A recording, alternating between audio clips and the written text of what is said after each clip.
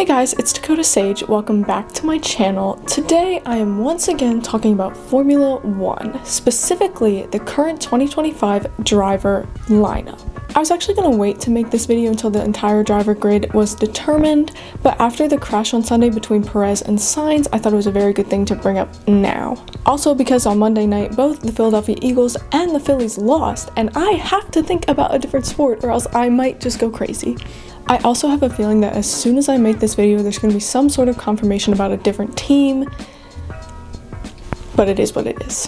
So first, let's just talk quickly about the Perez and Sainz crash. I personally think it looked more like an incident than an accident. Sainz should have been able to know that Checo was going to try to pass him again to get onto the podium, but Perez also should have given himself more room to get past Sainz, and I think he was actually also trying to get past Leclerc too. You can actually see both the cars drift together a little bit, and they barely tap each other, but it doesn't take much when you're going 200 miles an hour.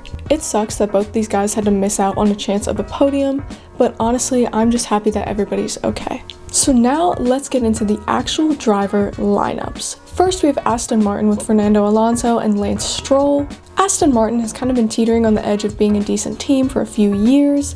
They have Fernando Alonso, a guy that has a lot of experience and really knows what he's doing. But they also have Lance Stroll, who's not going to lose his seat and seems like he's not being pushed to become better. I don't think that talent-wise, Stroll is this awful driver, but he takes no personal accountability for anything, and that's stopping him from getting any better. Then for Haas, we have Ollie Behrman and Esteban Ocon. The Haas car just isn't very good, so that's going to be their main thing on why they don't win, but I do think that Behrman has the possibility of becoming a very good driver in the future with a little more experience, and I do think Ocon's always going to get the job done for a team like Haas. Alpine has Pierre Gasly and Jack Doohan. I don't really know a lot about Jack Doohan. I don't even know if I'm pronouncing his name right. But like Haas, Alpine doesn't have a very competitive car, so even though they have two decent drivers, they're not going to be able to do much until it's fixed. Next, we have Kik Sauber and AlphaTauri. Kik Sauber has signed Nico Hülkenberg, and AlphaTauri still has Yuki Tsunoda. And in both teams, the other seat is still unfilled. A lot of fans, including myself, would like to see Ricciardo take one of those seats because he's just a nice guy, and I do still think he has a couple more years of talent left in him. Kik Sauber is also just kind of holding a place until Audi debuts their car, so I think that it could be a very good place for Ricciardo to go and then eventually retire after. I love how I say he's retiring and I don't even think he's 35. Another person I'd like to see in one of these seats is Franco Colapinto. I think that he's actually proved himself very useful and very talented after replacing Logan Sargent at Williams. He's only raced in 2 F1 races, and he's been very competitive for his car in both. I do think that he could have a decent future on one of these teams. Next, we have Mercedes with George Russell and Kimi Antonelli. Oh, my car! We'll just buy another one. I love being rich. George is of course always going to be a competitive driver, but a lot of people were confused why Mercedes signed Kimi Antonelli instead of someone like Carlos Sainz.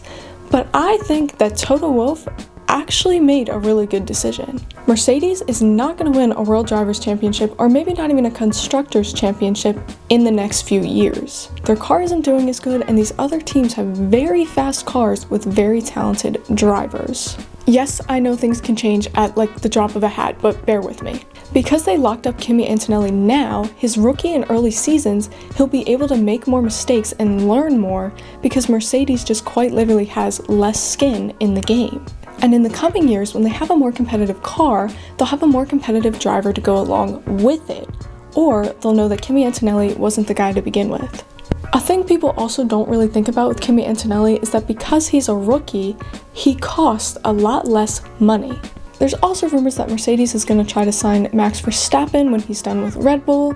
I don't really know. I think again, it depends on how good the car is. Because why pay Max Verstappen all that money when he's not going to be able to win? Now for Williams, we have Alex Albon and Carlos Sainz. People keep asking why Sainz didn't try to go to Mercedes or wait and see if the Red Bull seat opened up, and the answer is simple. Sainz does not want to be a second driver. He was second to Leclerc at Ferrari, and he wants to show everything he's got, even if it's in a car that's not as good. If he went to Red Bull, he'd be second to Verstappen and it would be the same thing all over again. There's also a lot of rumors that Red Bull staff are moving to Williams. Is that because Carlos Sainz signed, or did Carlos Sainz sign with Williams because he knew that Red Bull staff members were coming to make the team better? Chicken or the egg, I don't know. But long story short, I think that Williams is definitely on the upswing. Now, McLaren, with Oscar Piastri and Lando Norris. McLaren drives me crazy because they have two very talented drivers and incredible cars, and yet they act like idiots all the time. They're trying to have two number one drivers, which isn't the problem itself. The problem is, whether it's because of the fans or the team itself, they're still being pitted against each other. And I kind of can't tell if McLaren's trying to let them battle it out to decide who's actually going to be their number one driver, or if they really do want them on a level playing field. Like in Belgium, McLaren screwed over Piastri, and that's how Lando Norris got in front of him. Then they had to beg him to give up the position because they don't want it to seem like they're putting Lando above Oscar. And I really don't blame Norris for being hesitant. Of course, he wants to win. If it was any other driver on any other team, Piastri would have been SOL. He would have lost that race. Lando Norris is getting a lot of hate right now. Me personally, I don't really get it. F1 drivers have to be selfish. That's how they win. And Norris knows that he's not driving at the level that he should be, which is frustrating him further. Yes, it was wrong of him to snap at Lewis Hamilton after the race, but I don't think that that makes him this horrible guy that everyone's making him out to be. But I'm an asshole too, so maybe I'm not the person to defend him.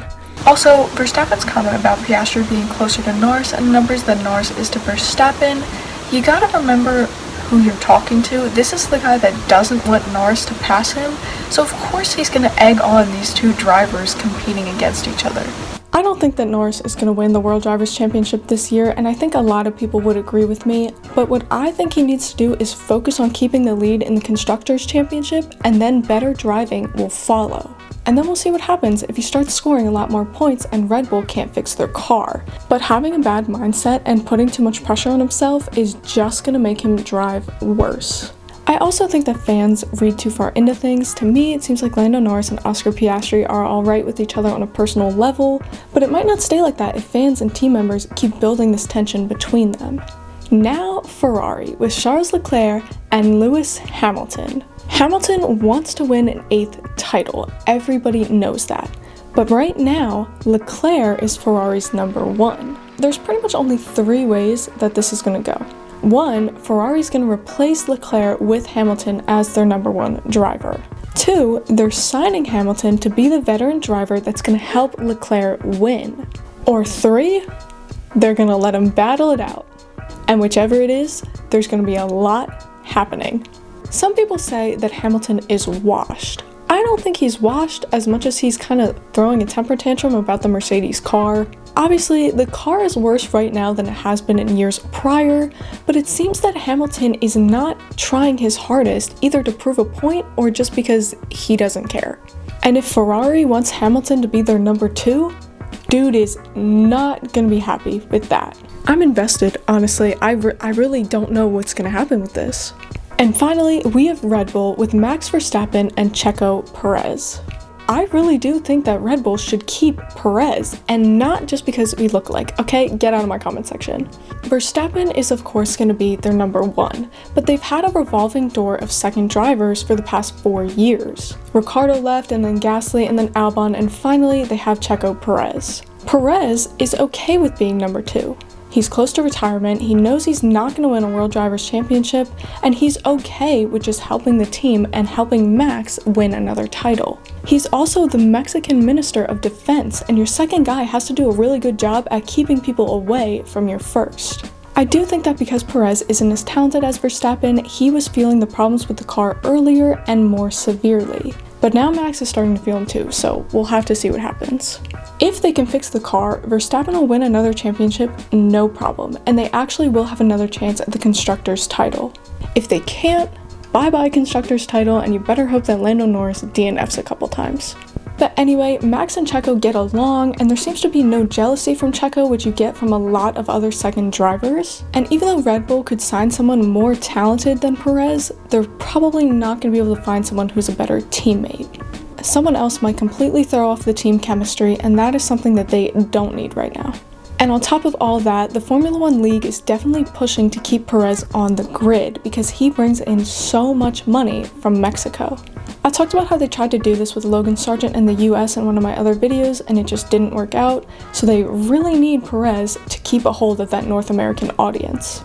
Also, my dad watches F1 with me, and he doesn't know anybody's name except Lando Norris because he thinks he's named after the guy from Star Wars, but Max Verstappen looks like my cousin, so every once in a while he'll just look at the TV and go, "Where's our guy?" Or he'll just directly call him by my cousin's name. But realistically, I don't know what's going to happen in the 2025 season. I'm not in the paddock, I'm not talking to these guys, I just make observations and try to piece things together. And honestly, my opinions might change over the next couple races and as more information comes out. But I do know that Netflix is probably both having a field day and a breakdown while editing the next season of Drive to Survive because a lot has happened in 2024. But that's it for today, guys. Let me know your thoughts in the comments below, and as always, have a great rest of your day.